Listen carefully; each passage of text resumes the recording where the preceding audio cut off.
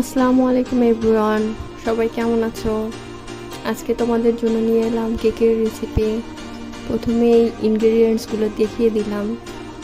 শুরুতেই ময়দা নিব, তারপরে গুঁড়ো দুধ নিব, কোকো পাউডার নিব, তারপরে দিবে বেকিং পাউডার, তারপরে দিলাম সামান্য লবণ।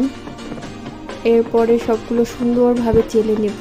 এটা খুবই ইম্পর্টেন্ট, কয়েকবার চালতে হবে, তাহলে কেকের ফ্লফিনেসটা খুবই ভালো হবে। আর একটা ইম্পর্টেন্ট ধাপ হলো কুসুমগুলো আলাদা করে নেওয়া। এটা খুবই ইম্পর্টেন্ট, তাহলে তোমার ফোমটা খুবই সুন্দর হবে। সো সাদা অংশ থেকে কুসুমটা অবশ্যই আলাদা করে নিবে। এরপরে প্রথমে লো স্পিডে কিছুক্ষণ সাদা অংশটা বিট করে নিবে।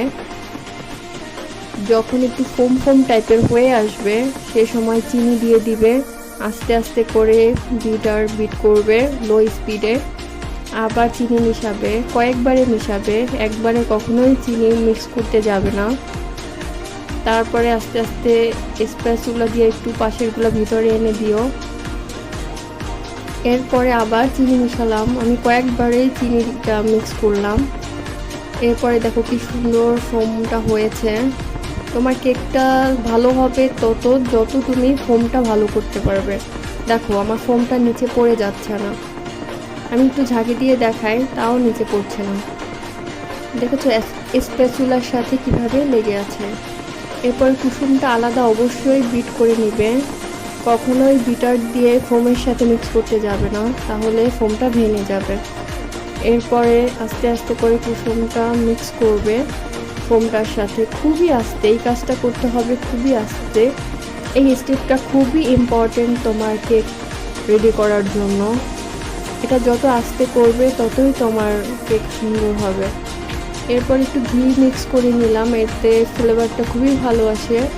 আর ভ্যানিলা এসেন্স দিলাম, আমি ফস্টার ক্লার্কের ভ্যানিলা এসেন্সটা ইউজ করি, এটা খুবই ভালো, এর ফ্লেভারটা অনেক ভালো হয়।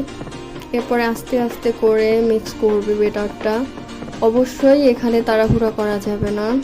এরপরে তোমার ড্রাই ইনগ্রেডিয়েন্টসগুলো মিক্স করবে, এটাও কয়েকবারে দিবে, একবারে কখনোই মিক্স করতে যাবে না। আস্তে আস্তে করে, এই যে আমি তোমাকে দেখিয়ে দিচ্ছি, প্রথমে স্প্যাচুলাটা এভাবে ঘোরাবে এক হাত দিয়ে এবং অন্য হাত দিয়ে তোমার যে পাত্রটাতে তুমি মিক্স করছো সেটা ঘোরাবে। এভাবে করে করে আস্তে আস্তে করে ঘোরাবে। আমি অন্য ক্লিপসগুলা স্পিড বাড়িয়ে দিয়েছি, নয়তো ভিডিওটা লেন্দি হয়ে যাবে এজন্য। তবে খুব